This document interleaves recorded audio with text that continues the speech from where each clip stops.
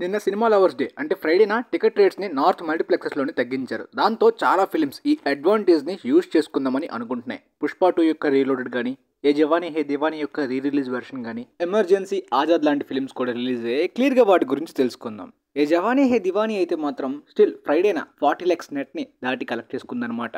So cinema lovers day కూడా సినిమాకి benefit అవడంతో ఆల్మోస్ట్ 18.9 crore నెట్ని ఇప్పటిదాకా కలెక్ట్ చేసింది. సో ఫైనల్ రన్లోని పక్కాగా 20 crore నెట్ని క్రాస్ చేయొచ్చని ప్రస్తుతానికి ప్రిడిక్షన్స్ ఉన్నాయి. Already cinema initial run 320 crore, ఇప్పుడు ప్రపంచవ్యాప్తంగా 340 crore అయిపోయింది including rerelease. So final రన్లోని ఈ 20 crore నెట్ ఒకవేళ కలెక్ట్ చేయగలిగితే మాత్రం 24-25 crore గ్రాస్ దగ్గర వరకు ఆగిపోవచ్చు. సో ఈ ప్రకారం ఈ సినిమా స్టిల్ టాప్ థర్డ్లోనే ఉండొచ్చు. 26 crore కలెక్ట్ చేస్తేనే గిలీ తలపతి విజయ్ యొక్క ఫిలింని బ్రేక్ చేస్తే బిగ్గెస్ట్ రీ రిలీజ్ ఫిల్మ్స్లోని సెకండ్ ప్లేస్లోకి వెళ్తుంది. ప్రస్తుతానికి 20 crore గ్రాస్ని టచ్ చేసి టాప్ థర్డ్ ప్లేస్లో ఉంది సినిమా. సినిమా లవర్స్ డే అడ్వాంటేజ్ ఫ్రైడేన బాగానే వర్క్ అయినప్పటికీ ఈ సాటర్డే సండే ఒకవేళ జంప్ చూసి కానీ హోల్డ్ కానీ ఉందనుకోండి, ఏ జవానీ హే దివానీ పక్కాగా ఆ అడ్వాంటేజ్ని కూడా యూజ్ చేసుకోవచ్చు. చూద్దాం కంప్లీట్గా రన్ ఆగిపోతుందా, ఇంకా నెంబర్స్ వస్తాయి అనేది. ఇక ఫ్రైడేన సినిమా లవర్స్ డే అడ్వాంటేజ్గా పుష్ప 2 యొక్క టికెట్ రేట్స్ తగ్గించడం మాత్రమే కాకుండా రీలోడెడ్ వెర్షన్ అంటూ ఎక్స్ట్రా డ్యూరేషన్ని యాడ్ చేసిన సినిమాకి ఆన్లైన్లో కాస్త ప్రమోషన్స్ అయితే జరిగాయి అనమాట. రీలోడెడ్ వెర్షన్ మీద కూడా కాస్త ఎక్సైట్మెంట్ ఆడియన్స్లో ఉన్నట్టు. అండ్ నాకు తెలిసిన చాలామంది బ్రో 2000 crores టార్గెట్ చేస్తున్నారా, దంగల్ దాటేచ్చా ఈ టైప్లో అడుగుతున్నారనమాట.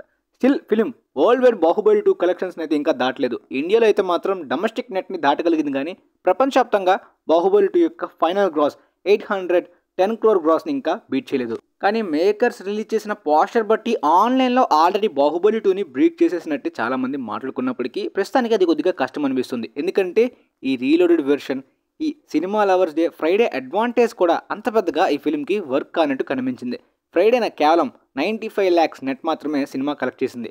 సో ఈ సాటర్డే అండ్ సండే అడ్వాంటేజ్ చూసుకోగలిగితే మాత్రం ఈ సాటర్డేని కూడా సినిమా సేమ్ ఫ్రైడే రేంజ్లోని లేదంటే 1 crore నెట్ని టచ్ చేసే అవకాశం మాత్రమే ఉంది. సో 2000 crore వరకు పక్కన పెడితే ఈ సినిమా ఈ వీకెండ్ తర్వాత కంప్లీట్గా రన్ యాజ్ యూజువల్గా ఆగిపోయేలాగా కనిపిస్తుంది. అంటే మూవీ రిలీజ్ అయ్యి 44 days అయింది. సో స్టిల్ ఇంకా ఎక్స్ట్రా నెంబర్స్ని ఎర్న్ చేసుకుని కంటిన్యూ చేద్దామని ఈ టైప్ ఆఫ్ మార్కెటింగ్గా ఈ ఎక్స్ట్రా డ్యూరేషన్ కట్ని ప్రయత్నించారు. బట్ అది అంత గట్టిగా వర్క్ అవ్వనట్టు అనిపించింది.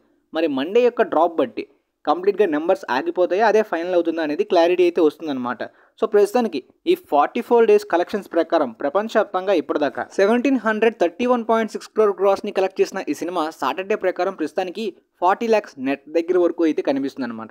మేబీ నైట్ కల్లా ఈ సినిమా ఒక 70 or 90 లేదంటే 1 crore నెట్ వరకు కూడా యాజ్ యూజువల్గా ఫ్రైడేలానే పర్ఫామ్ చేసే ఛాన్స్ ఉంది. సాటర్డే జంప్ అండ్ సండేని కూడా అదే విధంగా కంటిన్యూ అవ్వచ్చు. ఏదైనా ఫైనల్ రన్లో మరొక 10 crore గ్రాస్ లోపు మాత్రమే కలెక్ట్ చేసే ఛాన్స్ ఉంది. కాబట్టి ఫైనల్ రన్ 740 లేదంటే 750 crore గ్రాస్ మధ్యలోనే ఆగిపోవచ్చు. సినిమాకి జపాన్ రిలీజ్ అయితే కన్ఫర్మ్ అనమాట. పక్కాగా కాస్త టైం తర్వాత జపాన్లో రిలీజ్ చేస్తారు. కానీ జపాన్ యొక్క చిన్న మార్కెట్ గురించి మనందరికీ తెలిసిందే. అక్కడ ఎక్కువ నెంబర్స్ లాంగ్ రన్ అనేది ఎక్స్పెక్ట్ చేయలేం. రీసెంట్గా రిలీజ్ అయిన కల్కి కూడా అలానే జరిగింది. ఇక చైనా డిస్ట్రిబ్యూటర్స్ కానీ ఎగ్జిబిటర్స్ కానీ పుష్ప 2 చూసినా సరే ఖచ్చితంగా అక్కడ రిలీజ్కి ఒప్పుకోరు. ఈవెన్ త్రిబుల్ ఆర్ కానీ ఈవెన్ చాలా పెద్ద పెద్ద ఫిల్మ్స్ని ప్లాన్ చేద్దామని అనుకున్నారు, యాక్షన్ కమర్షియల్, అవేమీ కూడా అక్కడ యాక్సెప్ట్ చేయలేదు. ఓన్లీ డిఫరెంట్ డ్రామాసే వర్క్ అవుతున్నాయి కాబట్టి వాటినే యాక్సెప్ట్ చేశారు. ఈవెన్ బాహుబలి లాంటి ఫిల్మే చైనాలో వర్క్ కాలేదు కాబట్టి పుష్ప 2 కూడా ఖచ్చితంగా అక్కడ టార్గెట్ చేయకపోవచ్చు. ఇక రష్యాలోని ఆల్రెడీ పార్ట్ 1 రిలీజ్ చేశారు. కంప్లీట్గా అక్కడ వాష్అవుట్ అవడంతో పాటు రిలీజ్ చేసి ప్రమోట్ చేసిన డబ్బులు కూడా వేస్ట్ అవడంతో పార్ట్ 2 కూడా మళ్ళీ చేయరని నేను అనుకుంటున్నాను. సో ప్రస్తుతానికి జపాన్ ఒక్కటే ఈ ఫిలింకి నెక్స్ట్ రిలీజ్లోని అడ్వాంటేజ్ అవ్వచ్చు. ఆ ఒక్క రిలీజ్ బట్టి బాహుబలి 2 యొక్క 1810 crore గ్రాస్ని బీట్ చేయడం కొద్దిగా కష్టమని అనిపిస్తుంది అనమాట. మరి చూద్దాం తర్వాత ఏమవుతుందో. మీకైతే ఒక క్లారిటీ రావడానికి కంప్లీట్గా ఎక్స్ప్లెయిన్ చేశాను. దంగల్ వరల్డ్ వైడ్ గ్రాస్ని దాటడానికి సీక్వెల్స్ 3 తీయాలేమో. ఇక మనం మొన్న మాట్లాడుకున్నాం కదా, ముఫాసా ద లయన్ కింగ్ ఇండియాలో స్టిల్ పర్ఫామ్ చేస్తుంది అనమాట. ఎక్స్పెక్ట్ చేసినట్టే ఇంకా లాంగ్ రన్ అవ్వలేదు. మేబీ ఈ వీకెండ్ కూడా అడ్వాంటేజ్ అవ్వచ్చు. ప్రస్తుతానికి ఇంకొక 2 crores యాడ్ చేసుకుంది మొన్నటికి ఇవాళకి. సో ఇప్పటిదాకా ఇండియాలోని 172 crore గ్రాస్ని కలెక్ట్ చేసిన ఈ సినిమా 2024లో వచ్చిన హాలీవుడ్ ఫిల్మ్స్లోని హైయెస్ట్ గ్రాసర్గా ఇండియా కంట్రీలోని నిలిచింది. హిందీ వెర్షన్ ఆల్మోస్ట్ 65 crore గ్రాస్ని కలెక్ట్ చేసింది. ఇంగ్లీష్ వెర్షన్ 60.3 crore గ్రాస్ని కలెక్ట్ చేసింది. తమిళ వెర్షన్ హోల్డ్ కూడా చాలా బాగుంది. ఆల్మోస్ట్ 30 crore గ్రాస్ వరకు తమిళ వెర్షన్ కలెక్ట్ చేసింది. తెలుగు స్టేట్స్లోని 17.1 crore గ్రాస్ తోటి ఇక్కడ రన్ అయితే ఆగిపోయింది. మరి ఈ వీకెండ్ అడ్వాంటేజ్ ఎంతవరకు యూజ్ చేసుకుంటుందో చూడాలి. ఫిలింకి ఆల్మోస్ట్ ఒక 7-8 ఇండియన్ ఫిల్మ్స్ కాంపిటీషన్ అంతా కూడా డిసెంబర్లోనే ఫేస్ చేసింది. దానివల్ల స్క్రీన్స్ కూడా ఇబ్బంది అయ్యాయి. అవేమీ లేకుండా సోలో రిలీజ్ అయ్యి ఉంటే ఈజీగా 250 crore గ్రాస్ దాటేసేది అన్నట్టు కనిపిస్తుంది. ఇక మలయాళం ఇండస్ట్రీకి ఈ ఇయర్లోని ఫస్ట్ బ్లాక్ బస్టర్గా కంప్లీట్గా రేఖా చిత్రం అయితే స్టిల్ ఇంకా కంటిన్యూ అవుతుంది బాక్స్ ఆఫీస్ దగ్గర. ఇప్పటిదాకా 40 crore గ్రాస్ని కలెక్ట్ చేసిన ఈ సినిమా ఈ వీకెండ్ తర్వాత హోల్డ్ బట్టి 50 crore క్లబ్లోకి ఎంటర్ అవ్వగలుగుతుందా లేదంటే రన్ ఆగిపోతుందనే క్లారిటీ వస్తుంది. ఇక తర్వాత గేమ్ చేంజర్ ఎక్స్పెక్ట్ చేసినట్టే థర్స్డే అండ్ ఫ్రైడేనా డ్రాప్ అయితే చూసింది. మరి ఈ సాటర్డే ఏమైనా అడ్వాంటేజ్ ఉంటుందా అంటే ఎగ్జాక్ట్ గా ఫ్రైడే లెవెల్లోనే పర్ఫామ్ చేస్తుంది. అంటే పెద్ద జంప్ ఏం కనిపించట్లేదు. మేబీ సండే కూడా ఇలానే ఉంటే ఆ తర్వాత మండేకి కంప్లీట్ రన్ ఆగిపోవచ్చు. ఇక కర్ణాటకలోని ఫిలిం మొత్తానికి డబుల్ డిజిట్ ని టచ్ చేసి 10 crore గ్రాస్ ని దాటింది. తెలుగు స్టేట్స్ లోని ఇప్పటిదాకా 85.8 crores ని కలెక్ట్ చేసుకున్న ఈ సినిమా ఈ మిక్స్డ్ రెస్పాన్స్ తో కూడా 140-130 crores ని తెలుగు స్టేట్స్ లో కలెక్ట్ చేయొచ్చని అనుకున్నారు. కానీ ప్రెసెంట్ చూస్తుంటే 100 crores దగ్గరే ఆగిపోయేలాగా కనిపిస్తుంది తెలుగు స్టేట్స్ లోనే. డామినేషన్ బట్టి డాకు మహారాజ్ అండ్ సంక్రాంతికి వస్తున్నాం తెలుగు స్టేట్స్ లోని గేమ్ చేంజర్ ని దాటే విధంగా స్టిల్ ఆ ఫిలిమ్స్ అయితే పర్ఫామ్ చేస్తున్నాయి. ఫైనల్ రన్ లోని ఎగ్జాక్ట్ గా ఆ ఫిలిమ్స్ ఈ గేమ్ చేంజర్ని తెలుగు స్టేట్స్లోని దాటేసేలాగే కనిపిస్తున్నాయి అనమాట. ఇకపోతే కేరళలోని 98 lakhs గ్రాస్ వరకు కలెక్ట్ చేసి ఆల్మోస్ట్ 1 crore దగ్గర వరకు వచ్చిందనమాట. తమిళనాడులోని 8.9 crore గ్రాస్ని ఇప్పుడు దాకా కలెక్ట్ చేసింది. పోతే తెలుగు సైడ్స్లోని టాలీవుడ్ సైడ్స్లోని ఏపీ అండ్ తెలంగాణలోని హైర్స్ అండ్ జిఎస్టీ ఇంక్లూడ్ చేస్తారు కాబట్టి కాస్త ఎక్స్ట్రా నెంబర్గా కనిపిస్తుందని చెప్పి మొన్నటి వీడియోలోని మీకు క్లారిటీ ఇచ్చాను. దీంతో పాటు టాలీవుడ్ తెలుగు సైడ్స్కి నార్త్ బెల్స్ హిందీ ట్రాకింగ్ లేకపోవడం వలన తరుణ్ ఆదర్శ్ వేసే ప్రొడ్యూసర్ ఫిగర్నే ఫాలో అవుతున్నారు కాబట్టి ఈ నెంబర్స్ కూడా ఎక్స్ట్రా ఉంటున్నాయి. ఫైనల్ రన్లోని దేవరా 423 crore గ్రాస్ వరకు కలెక్ట్ చేయగలిగితే తెలుగు స్టేట్స్ యొక్క జిఎస్టీ కలిపి తరుణ్ ఆదర్శ్ వేసిన హిందీ ప్రొడ్యూసర్ నెంబర్ ఎక్స్ట్రా ఉండడంతో టాలీవుడ్ సైడ్స్ తెలుగు సైడ్స్లో అయితే మాత్రం 450 దాటినట్టు చూపిస్తారు. పోతే Hindi version rest of the India ఇప్పటిదాకా ఈ సినిమా 37.5 crore గ్రాస్ని కలెక్ట్ చేసినట్టయితే ప్రొడ్యూసర్ నెంబర్ ఒకవేళ 45 ఉందనుకోండి తరుణ్ ఆదర్శ్ 45 నెంబర్స్ వచ్చినట్టే వేస్తారనమాట హిందీలో కూడా. సో టాలీవుడ్ సైడ్స్ ఈ తెలుగు స్టేట్స్ యొక్క జిఎస్టీ హైర్స్తో పాటు ఈ హిందీ వెర్షన్ యొక్క ఆ 8 crore డిఫరెన్స్ ఎక్స్ట్రా తరుణ్ ఆదర్శ్నే ఫాలో అవుతారు కాబట్టి ఆ నెంబర్స్ కూడా ఎక్స్ట్రాగా యాడ్ అవుతాయి కాబట్టి గ్యాప్ అయితే ఉంటుందన్నమాట. సో కన్ఫ్యూజ్ అవుతారు కాబట్టి క్లియర్ అండ్ క్లారిటీగా ఎక్స్ప్లెయిన్ చేస్తున్నా. ప్రతి వీడియోలో అడగండి. ఏమైనా డౌట్ ఉంటే ప్రీవియస్ వీడియోస్లో చెప్పాను లేదనేది క్లారిటీ తెచ్చుకోండి. ఒకవేళ మీ ఫ్రెండ్స్లోని మీకు తెలిసిన వాళ్ళు ఎవరికైనా డౌట్స్ ఉన్నా కామెంట్స్లో చూసినా సరే యాక్చువల్ గ్రాస్కి జిఎస్టీ హైర్స్ అండ్ ఈ ప్రొడ్యూసర్ హిందీ నెంబర్స్ కలిపి ఈ డిఫరెన్స్ గురించి వీలైతే వాళ్ళకి కూడా క్లారిటీ వచ్చేలాగా ఎక్స్ప్లెయిన్ చేయండి. అంటే క్లారిటీ ఇవ్వడానికి ప్రయత్నించండి, లేదంటే లేదు. ఇక ఓవర్సీస్లోని 3.48 millions కలెక్ట్ చేసిన ఈ సినిమా ప్రపంచవ్యాప్తంగా ఇప్పటిదాకా 99 crore షేర్ని 173 crore గ్రాస్ని కలెక్ట్ చేసింది. హిందీలో ఆ కూపన్స్ అనేవి ఆ టైప్ ఆఫ్ ఎలిమెంట్స్ అన్ని కూడా వీక్ డేస్ నుండే మెల్లిగా స్టాప్ చేశారనమాట. సో ఆ ప్రాబ్లం లేదు. కాకపోతే రిలీజ్ చేసిన డే 1 పోస్టర్ని ఇంకా అఫీషియల్ యాక్చువల్ గ్రాస్లోని గేమ్ చేంజర్ బ్రేక్ చేయలేదు. ఫైనల్ రన్ అదే అయ్యి ఉండేలా ఉంది. ప్రస్తుతానికి ఇంకా 114 crore షేర్ కావాలి సినిమాకి. ఏది లేదన్నా సినిమా 100 crore దాటే బిగ్గెస్ట్ లాస్ ఫిల్మ్స్ రికార్డ్స్లోనే ఇంకా ఉంది. ఇక డాకు మహారాజ్ కూడా మెల్లిగా స్లో అయితే అవుతుంది. కాకపోతే ఈ వీకెండ్ అడ్వాంటేజ్ క్లియర్గా కనిపిస్తుంది. కాకపోతే ఈ సాటర్డేనా మరీ బిగ్గెస్ట్ జంప్ కాకుండా ఫ్రైడేకి కాస్త జంప్ ఉండొచ్చు, లేదంటే ఎగ్జాక్ట్గా ఫ్రైడే రోజు నెంబర్సే ఉండొచ్చు అనిపిస్తుంది.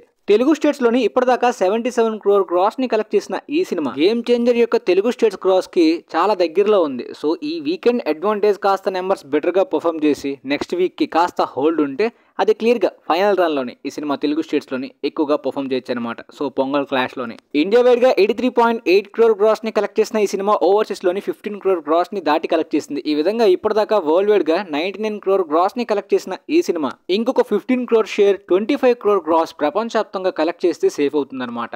మరి ఈ నెక్స్ట్ వీక్ డేస్ అంటే ఈ మండే నుండి కంప్లీట్గా డ్రాప్ కానీ వాష్ అవుట్ లాగా ఆల్మోస్ట్ ఆగిపోయింది అనుకోండి, ఈ దగ్గర వరకు వచ్చి మైనర్ లాసెస్ పెట్టే అవకాశం ఉంది. లేదు ఈ వీకెండ్ అడ్వాంటేజ్తో పాటు ఆ వీక్ డేస్ హోల్డ్ కూడా ఉందనుకోండి, బ్రేక్ ఈవెన్ ఈజీ అవుతుంది. డే 1 తప్పించి తర్వాత ఏది కూడా అనుకున్నట్టు పర్ఫామ్ చేయట్లేదు ఈ సినిమా. బట్ సంక్రాంతికి వస్తున్న మాత్రం టాలీవుడ్కి ఈ ఇయర్లో ఫస్ట్ బ్లాక్ బస్టర్ అనమాట. ఈవెన్ థర్స్డే ఫ్రైడేని కూడా సినిమాకి అంత పెద్ద డ్రాప్ ఏమీ లేదు. సంక్రాంతి తర్వాత కూడా ఈ సినిమా ఇంకా అదే విధంగా పర్ఫామ్ చేస్తుంది. ఈ వీకెండ్ అడ్వాంటేజ్ కూడా సాటర్డే సండేన గట్టిగా యూజ్ చేసుకునేలాగా కనిపిస్తుంది.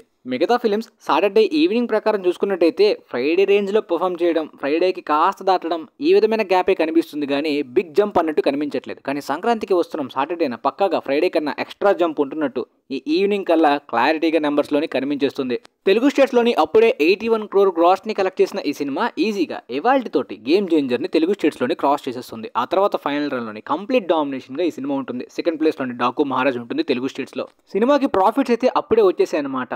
ఓవర్సీస్ లోని 15 crore గ్రాస్ ని, ఇండియాలోని 90 crore గ్రాస్ దాటి కలెక్ట్ చేసి ఇప్పటిదాకా వరల్డ్ వైడ్ గా 105 crore గ్రాస్ ని కలెక్ట్ చేసి ఏమాత్రం స్లో అయ్యే వైబ్స్ కనిపించట్లేదు. కాబట్టి ఒకవేళ వీక్ డేస్ న కూడా మంచిగా పర్ఫామ్ చేయగలిగితే ఈ సినిమా ఫైనల్ రన్ లోని 180 నుండి 200 కూడా వెళ్లే ఛాన్సెస్ అయితే కనిపిస్తున్నాయి. సో తెలుగు స్టేట్స్లోని అనిల్ రావిపూడి అయితే తమిళనాడుకి అయితే మాత్రం సుందర్ సి అయినట్టు అనమాట. ఈ మదగజరాజా ఎప్పుడో 12 years బ్యాక్ సినిమా, అక్కడే ఆగిపోయిన సినిమాని ఖాళీగా ఉన్న పొంగల్ కోసం రిలీజ్ చేస్తే డే 1 3.7 crore గ్రాస్ దాటి కలెక్ట్ చేసింది అనుకున్నప్పుడే చాలామంది విశేషంగా మాట్లాడుకున్నారు.